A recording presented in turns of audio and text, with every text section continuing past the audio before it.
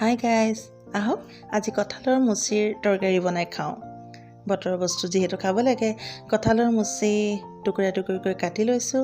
Cooker এটাতে সেইখিনি দি তেল অলপ আধা কাপ দিছোঁ আৰু হালধি, নিমখ, ধনিয়া পাত কাটি দিছোঁ। তাৰপিছতে মছলাৰ পেষ্ট জিৰা, ধনিয়া, আদা, নহৰু, পিঁয়াজ সকলোৱে জানে আৰু ইয়াৰ পেষ্ট 2 চামুচমান দি ভালদৰে মেৰিনেট কৰা হৈছে। মেৰিনেট পিছে মানুহজনে কৰিছে দেই। 1 ঘণ্টা ৰাখিলোঁ। 1 ঘণ্টা ৰখাৰ পিছতে কুকাৰটো গেছত তুলি দিলোঁ আৰু গেছত লৰাই লৰাই এনেদৰে বহু সময় ভাজিব লাগিব। ঢাকি দিয়া হয়, মাজে মাজে আকৌ লৰাব লগা হয় যাতে ভালদৰে ভাজ খায়। কঁঠালৰ মুচি খাবলৈ সঁচাই সুস্বাদু। এতিয়া বেলেগে কেৰাহী এখনত অলপ তেল দি লৈছোঁ। তাৰপিছতে তাতে 2টা পিঁয়াজ ভাজিম। অৱশ্যে এই মেৰিনেট কৰোঁতেও পিঁয়াজ 2টা মই মিহি মিহিকৈ কাটি দিছিলোঁ, একেবাৰে মিহিকৈ। তাৰপিছত তেলত জিৰা ফুটাই পিঁয়াজ ব্ৰাউন কালাৰ হোৱালৈকে ভাজিব লাগিব। ইয়াত পিছে এটা চিক্ৰেট ইনগ্ৰেডিয়েণ্টছ দিয়া হৈছে, সেইটো শেষত ক'ম।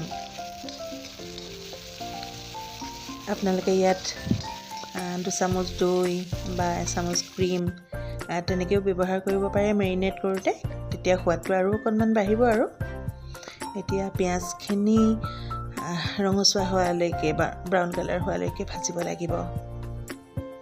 ভাজি ভাজি ধুনীয়াকৈ কালাৰটো তুলিব লাগিব।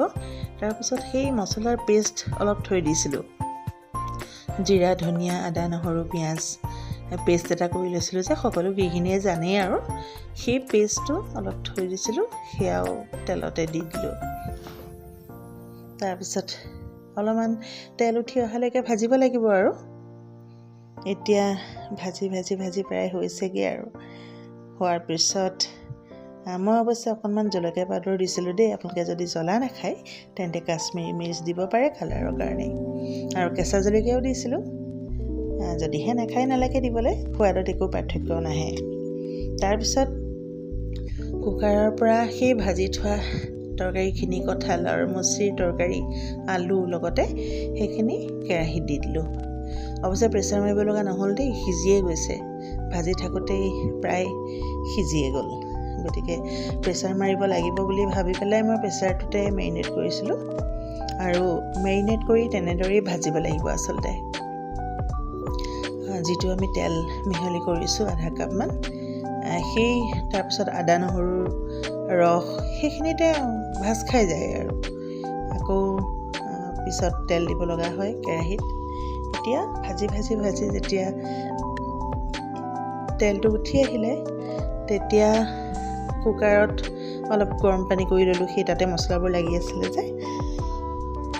তাৰপিছত দি দিলোঁ আৰু পানী। দি দিয়াৰ পিছত দেখিছেই নহয়, একেবাৰে মাংসৰ নিচিনা লাগিছে। মাংসৰ নিচিনাই লাগে খাবলৈ।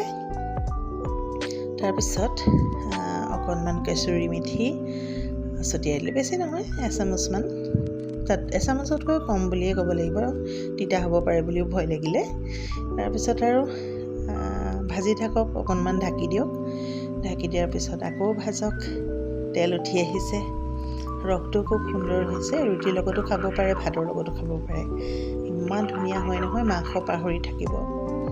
সকলোৱে খায়েই, কিন্তু মই এনেদৰে বনাওঁ। মই যিদৰে বনাওঁ সেইটোহে দেখাইছোঁ। এতিয়া চিক্ৰেট ইনগ্ৰেডিয়েণ্টছৰ কথা কৈছিলোঁ যে, সেইটো হৈছে এটা মটন মছলা পায় বজাৰতে, মছলাৰ দোকানত, হোমমেড হয়।